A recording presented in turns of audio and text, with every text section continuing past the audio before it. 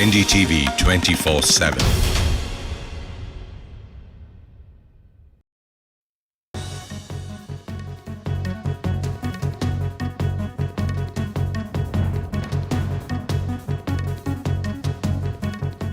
Welcome to the World Report. Well, you're watching NDTV. Let's get you our top story, and that is a mass shooting in which 15 people were killed during the Jewish celebration at Sydney's Bondi Beach. That was a terrorist attack inspired by Islamic State.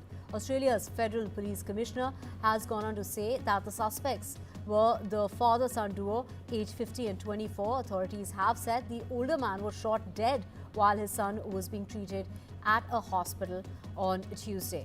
Earlier, the Prime Minister Anthony Albanese has also said that the suspects appeared to have been radicalized by beliefs associated with the Islamic State militant group. Albanese has also said that the remarks were based on evidence obtained, including the presence of Islamic State flags in the vehicle that has now been seized. To a terrorist attack inspired by Islamic State, allegedly committed by a father and son. There is no evidence to suggest other individuals were involved in this attack. However, we caution that this could change given it is early in our investigation. And it was Australia's Prime Minister Anthony Albanese who visited a Sydney hospital to pay a visit to a man who disarmed an apparent gunman during that mass shooting that took place at the Bondi Beach in Australia. Albanese described Ahmed Al-Ahmed as a true Australian hero, and here's a special report on the man who inspired billions across the globe with his bravery. Very strong. Thank you very Your much. heart is strong. Thank you. Your courage is inspiring. Thank you very much.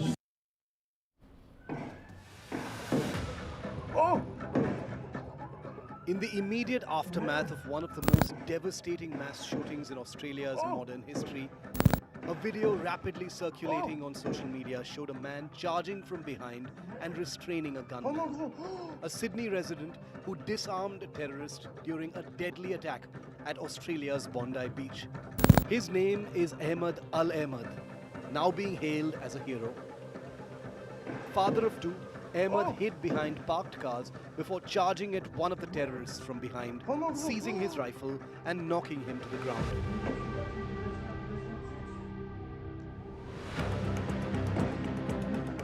Following his act of bravery, his name spread widely, as did a detail that turned out to be wrong. Various media outlets and publications described Ahmed Al-Ahmed as a fruit shop owner, but the fact is that he's not a fruit seller from Sydney's Sutherland Shire. He is in fact the owner of a tobacco and specialty convenience store which he has operated since 2021. The misidentification spread rapidly as Australians searched for ways to express gratitude in the aftermath of the attack, which left at least 15 people dead and dozens more wounded. As a result, messages of gratitude were mistakenly sent to a fruit shop in southern Sydney that people believed belonged to Al-Ahmed. Sutherland Best Fresh quickly addressed the confusion.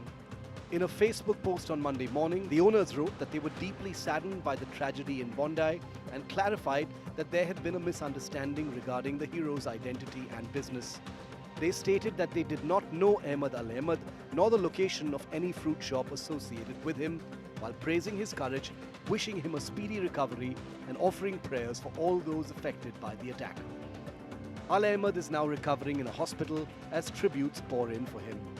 NDTV Bureau Report.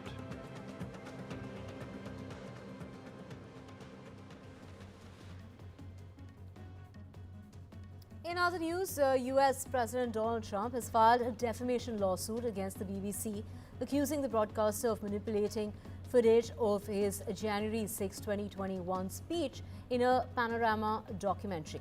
Trump alleges that BBC defamed him and breached trade practices laws by editing the speech in a misleading way. He is seeking $5 billion in damages for each of the two claims. Now, the BBC has issued an apology to Trump, and this happened in November, but rejected his demand for financial compensation, maintaining that there is no legal basis for a defamation case. Trump's legal team claims the broadcaster intentionally, maliciously, and deceptively altered his speech, arguing that the edit distorted the meaning and harmed his reputation. My colleague Priyanka gets us more details. Trump said that the Panorama documentary that was aired January 6th made it falsely look like he directed supporters to march to the U.S. Capitol and fight like hell because they spliced things that he said that were almost 1 hour apart. Trump's legal team has called it a malicious and deceptive edit, which it was. The BBC has apologized. Of course, headlining the top executives had resigned already after apologizing.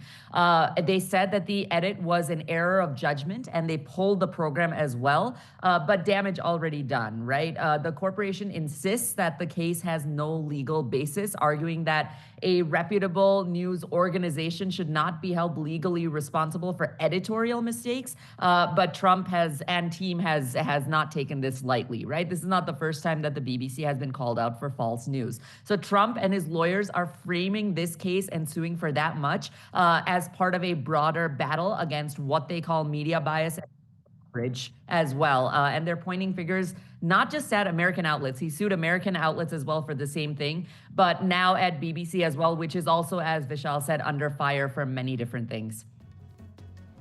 Right, thank you, Priyanka, for those details. Let's just switch tracks to legendary Hollywood filmmaker and actor Rob Reiner, known for directing several iconic films, including When Harry Met Sally, and this is Spinal Tap, as well as The Princess Bride.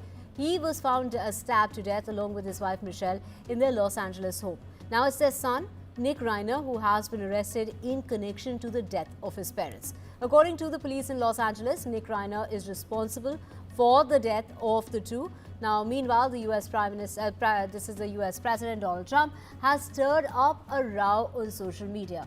The President of the United States is saying that without evidence, the two reportedly died due to the anger he caused others. And this is what he's gone on to call Trump derangement syndrome. Reiner was a vocal critic of President Trump. We have our robbery homicide division handling the investigation. They worked throughout the night on this case and were able to take into custody Nick Reiner, a suspect in this case. He was subsequently booked for murder and is being held on $4 million bail. Well, I wasn't a fan of his at all. He was a deranged person as far as Trump is concerned. He said he knew it was false. In fact, it's the exact opposite, that I was a friend of Russia, controlled by Russia. You know, it was the Russia hoax. He was one of the people behind it. I think he hurt himself in career-wise. He became like a deranged person, Trump derangement syndrome. So I was not a fan of Rob Reiner at all, in any way, shape, or form. I thought he was very bad for our country, yeah. In other news, a suspected New Year's Eve terror plot by an extremist group has been foiled by federal authorities in the United States. The FBI said that it thwarted a credible and imminent terrorist threat, arresting 4 people accused of plotting coordinated bomb attacks across the Los Angeles area on New Year's Eve. It's the FBI Director Akash Patel who went on to say that the suspects were members of a radical offshoot of the Turtle Island Liberation Front, an extremist group described by authorities as a pro-Palestinian, anti-law enforcement and anti-government. Now, he also said that their arrest likely saved many lives.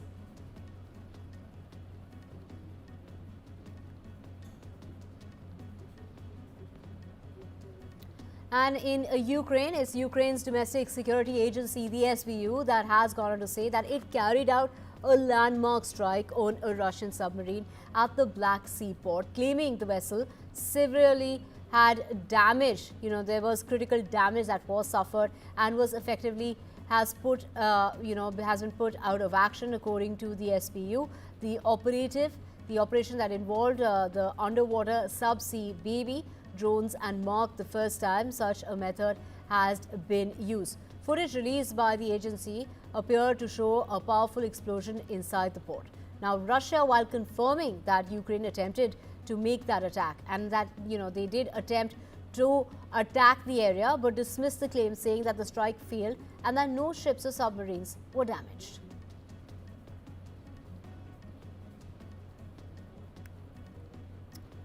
Let's get you more news, and this is Prime Minister Modi, who has addressed the India-Jordan Business Forum at Amman with Jordan's King Abdullah, saying that his visit to Jordan will boost bilateral linkages between the two nations. He arrived in Jordan for a 2-day visit on Monday, and the visit was part of a 3-country tour that will also take Prime Minister Modi to Ethiopia and to Oman this week. The police officers they were going door to door as far as Monday is concerned, seeking footage from home surveillance cameras as investigators have renewed a manhunt for the gunman who killed 2 students at the Brown University. The search for the suspect, which included posting new video footage of the possible shooter, resumed. Previously, authorities released a man they had detained over the weekend as a person of interest. The officials said that there were no credible threats to the community. The news that the gunman remained at large put the province back on the edge.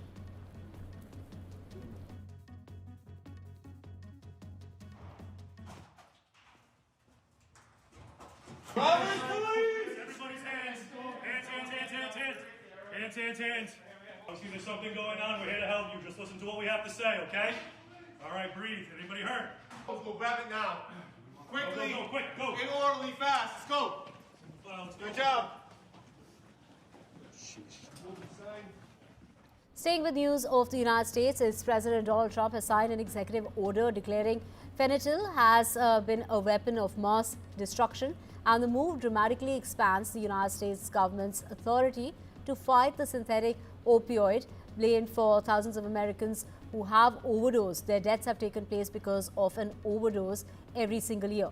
This is the designation that signals Trump's intent to treat the drug not merely as a public health crisis, but as a national security threat as well.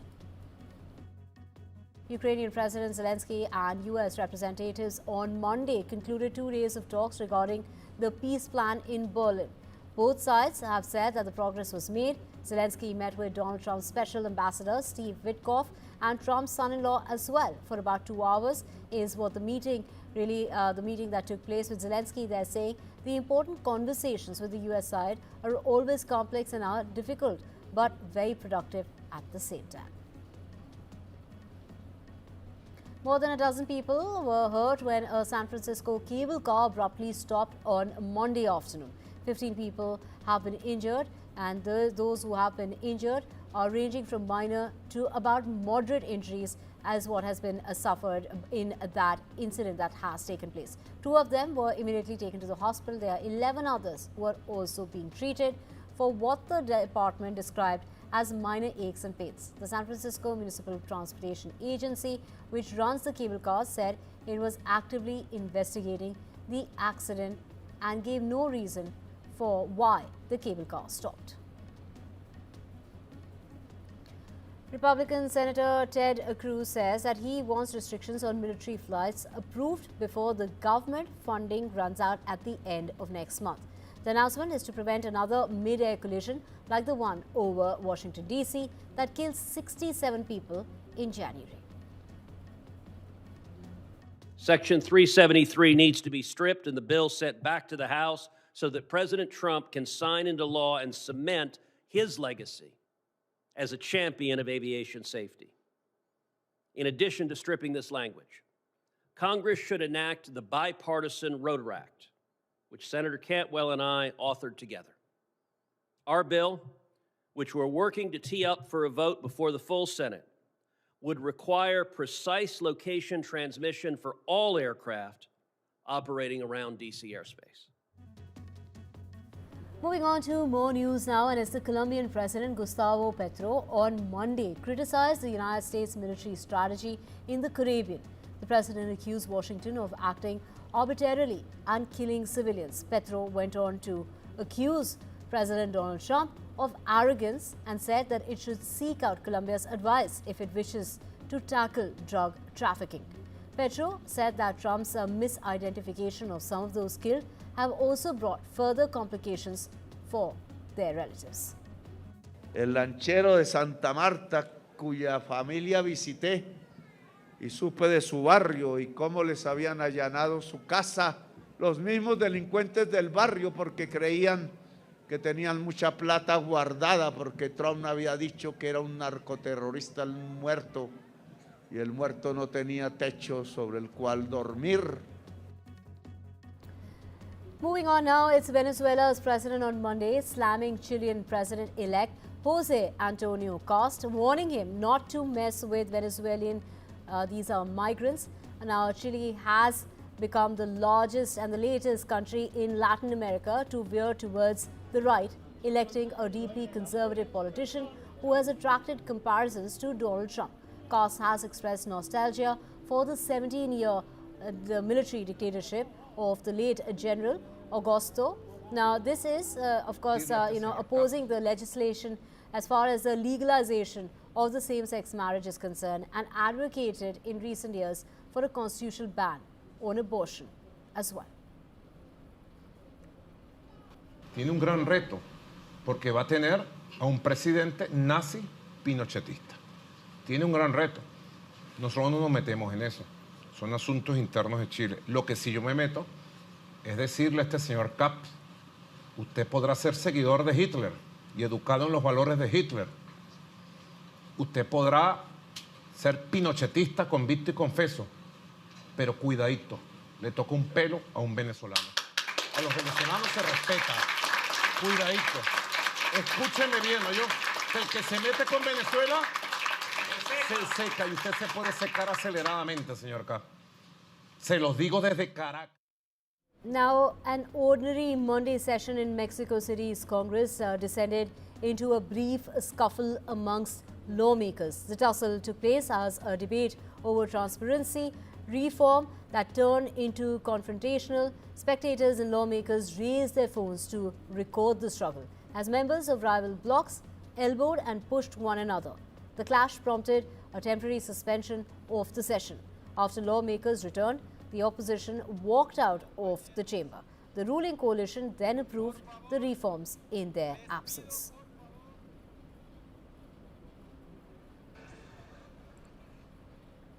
A ceremony was held at the headquarters of the United Nations peacekeeping force in Sudan for 6 peacekeepers killed in a drone strike.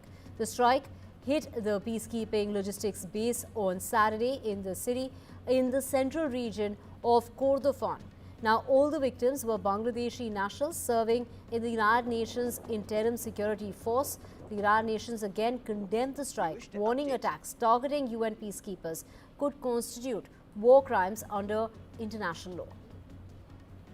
Yesterday, the Secretary General spoke by phone with the Chief Advisor of Bangladesh, Muhammad Yunus, to express his condolences to the government and people of Bangladesh and to convey his solidarity following this horrific attack.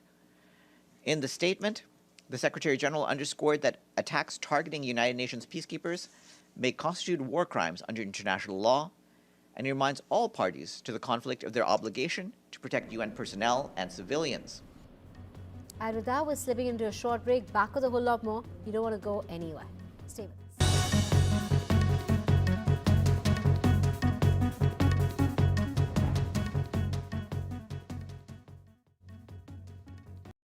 Children don't start wars. They don't drop bombs or fire rockets, but they suffer and they get hurt. So after one of the worst years we've ever seen, we're asking you to pick a side, the side of children everywhere, by supporting Save the Children with a monthly gift. Your support can make a difference. Lana's story is proof of that. She was the first baby born in our emergency health unit in Gaza. Her mum was living in a tent when she went into labour, and our team helped her give birth safely. But later, Lana became dangerously ill with sepsis. We were able to help, and against incredible odds, Lana survived. Today, thousands more children urgently need food, medicine, and care. Pick their side. Please search Save the Children and give £5 a month. You could save a child's life. Waitrose presents The Happily Ever After. It's just how I imagined. It's perfect. It's the bacon, isn't it?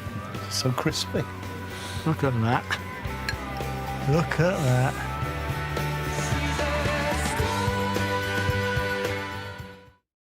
The Snow Queen's ball I need gifts. Mirror, mirror, where should I go? Boots, you say? Pure catnip. It's my favourite loose powder. Yes! Where have you been, Puss? In boots, of course. Snowy. Just the job right, Rapunzel. I say, Cinders. I nailed that.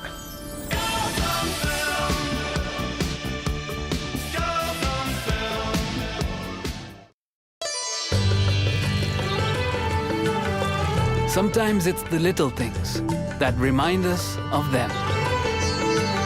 Stay close, even when you're far apart. Send money worldwide with Remitly.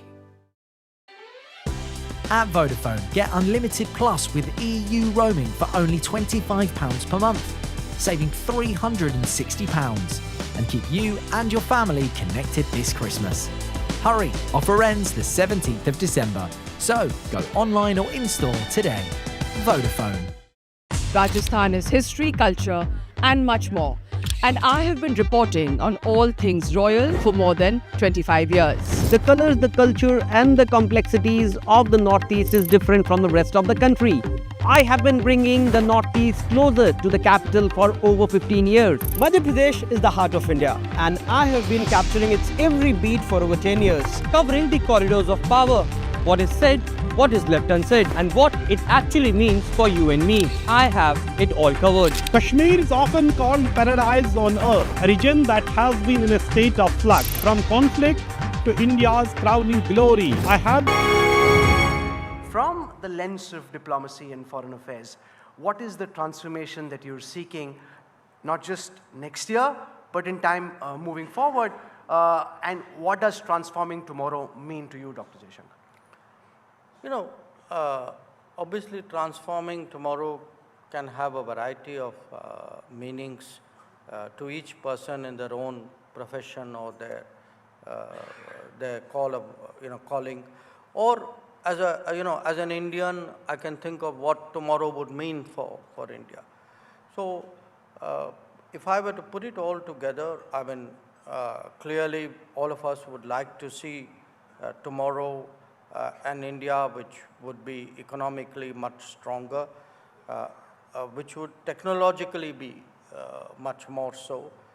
And I feel, people don't always make that correlation as strongly as they do, which would, build up its manufacturing. That too is a conviction I hold very deeply, that, we should be an industrial power. But from my particular perspective, tomorrow where we are actually able to navigate what I foresee as almost a generation of uncertainty. After all, look at it this way. Many of the assumptions that we held just a few years ago, perhaps the key assumptions are all a question mark. We had an assumption that globalization is here to stay. It is, in a manner of speaking, but it is under severe challenge in many ways. We had an assumption that the United States will always be a stabilizer of the international system. I think that's a very questionable assumption.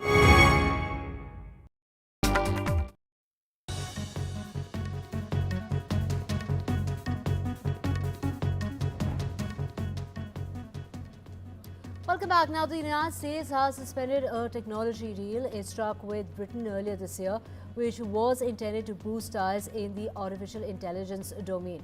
Now, according to the Western media, British officials on Monday confirmed that the US has suspended the deal last week. The President of the United States, his administration has pushed for Britain's concessions in the areas of trade outside the tech partnership.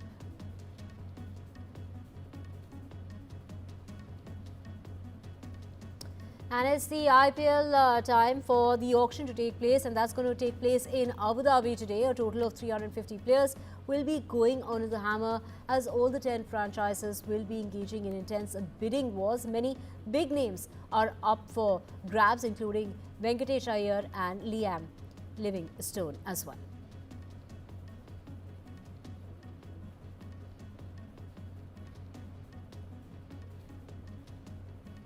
And with that, we're slipping into a short break. Back with a whole lot more. Stay with us.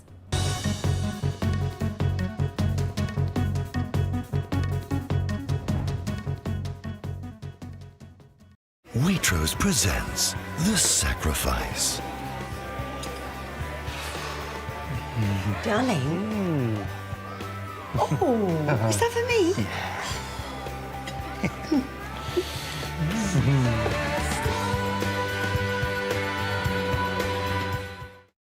Shop the best presents at Boots with 3 for 2 on hundreds of incredible gifts across skincare, makeup and more.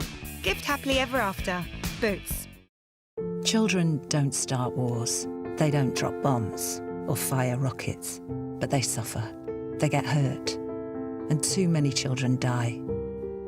So, after one of the worst years we've ever seen, we're asking if you can pick a side, the side of children everywhere, by supporting Save the Children with a monthly donation. We might look at a crisis and feel overwhelmed. If it feels too complex or too political, you wonder if you can make a difference. But you can. Lana's story is proof of that. She was the first baby born in our emergency health unit in Gaza. Her mum had lost her home and was living in a tent when she went into labour, and our team helped her give birth safely. But days later, Lana became dangerously ill with sepsis. We treated her with antibiotics and round-the-clock care. And against incredible odds, this newborn baby in Gaza survived. Lana survived because help reached her. But right now, as you watch this, thousands more children urgently need food, medicine and care. Your £5 a month can help us save lives. Please, act now, because children need you to pick their side today. Search Save the Children to give £5 a month.